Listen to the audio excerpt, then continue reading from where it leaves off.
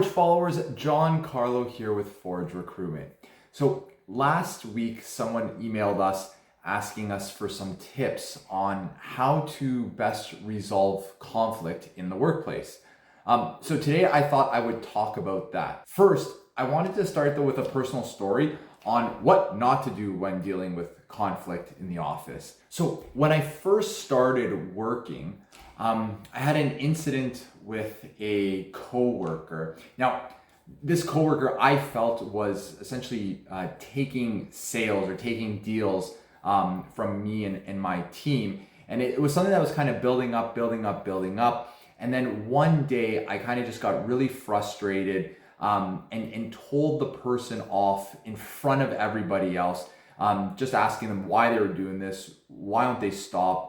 It wasn't theirs to begin with. It was kind of really embarrassing on my part, but I also made the person feel really terrible. Anyways, after the incident, my manager came up to me and basically told me that was the worst thing I could have done. And that moment, it's been ingrained in my mind. And from that day forward, I've always ensured that there's a few things I do moving forward when dealing with conflict to properly convey how I feel to the individual and probably make more progress by doing these things, and two, making sure that I'm not just embarrassing the other individual or making them feel terrible what they're doing in front of other people. So let's jump in and discuss some of these things. First, it's important to remember that conflict in the workplace is inevitable. People have different ways of thinking, different ways of doing things. You're going to be crossing paths with people. So not necessarily liking how someone does something is probably going to be, it's going to happen. What you need to decide though is how impactful is that to what you're doing? Can you keep your head down and just keep working? Or is it something that is really affecting you and how you act and how you react? Now, it could be, do they just walk around telling bad jokes all day, or are they taking credit for your work? So this is something you need to think about, is how severe is the issue and how impactful is it, and can you avoid it, or is it something that's happening specifically to you? The best way to do this is just to kind of step back objectively and look at the situation, look at the specific conflict, and what's its actual impact. The last thing you want to do once you've identified the conflict is just let it build and fester. If you think back to the story I just told, I kind of let the situation build and it had been bothering me for a long time, to the point where I kind of just got really frustrated and fed up. Now, that's not what you want to do.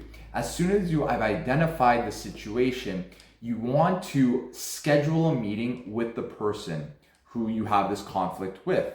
It's always best to have these conversations in private. So you definitely don't want to have it in public. So schedule a meeting. In the meeting, you're going to want to make sure that you're calm, you're collected, you're pleasant, you're agreeable, and you basically want to let this other individual know what's been bothering you. When you talk about what's affecting you or what's bothering you, it's really important to focus on the event itself, not on personality. So you don't want to attack the person's personality. Rather, you want to talk about the specific event and how it made you feel. Once you've brought it up, they're going to want to talk as well and kind of explain the situation from their perspective. While they do this, it's really important that you listen. Don't interrupt them. As you're fleshing through this, what you want to do is try to come to some form of agreement. So how to proceed moving forward. You now let them know of the issue that's bothering them. They've explained it from their point of view. So how do we move forward so that we can work together? Once you've decided how the two of you are going to work moving forward,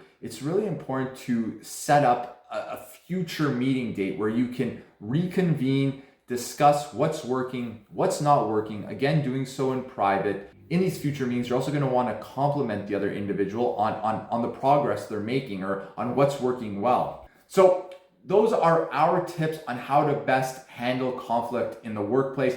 I got firsthand experience with it many years ago when I started working, and it's something that I will never forget. And moving forward, I always ensure that I take these steps to deal with the conflict in front of me. So I hope you found this helpful. As always, if you have any questions around this or any other job searching, career advice, or interview topics, be sure to contact us.